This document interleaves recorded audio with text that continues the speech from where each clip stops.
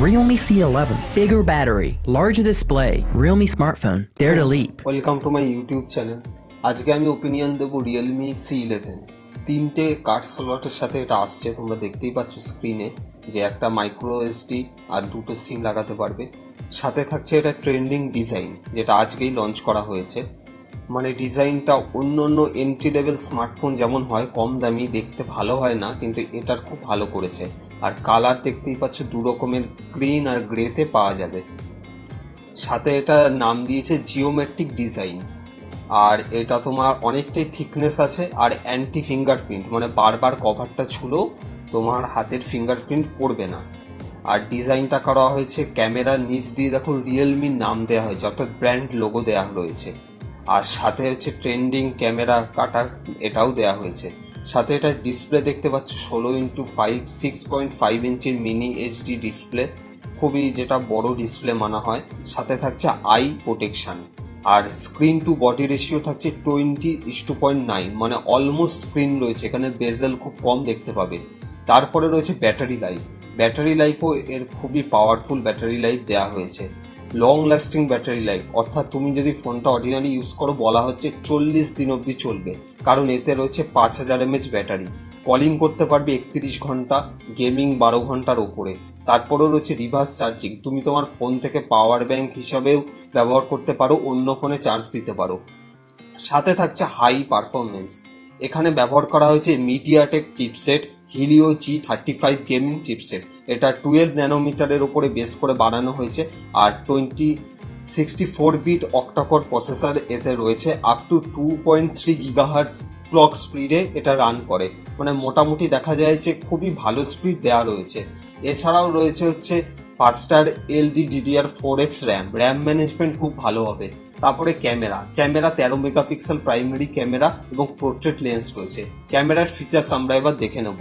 2.2 large aperture রয়েছে, 4x zoom রয়েছে, তোমরা ক্রোমা বুস্ট পাচ্ছ, কালার খুব ভালো আসবে, ফটোর HDR মোড রয়েছে, স্লো মোশনও করতে পারবে 90 fps এ, আর 180p মানে ফুল HD রেকর্ডিংও করতে পারবে এই 13 মেগাপিক্সেল ক্যামেরার মাধ্যমে।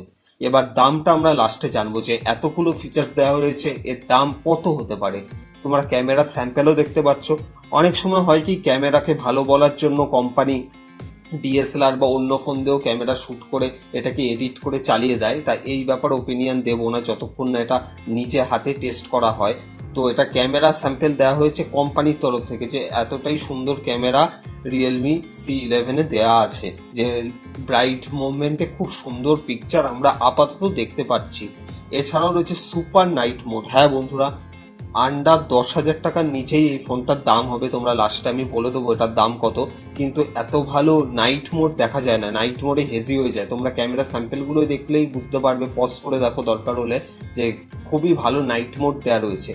এত কম দামে নাইট মোড এখনো পর্যন্ত কোনো ফোনে নেই, যেটা রিয়েলমি নিয়ে এসছে।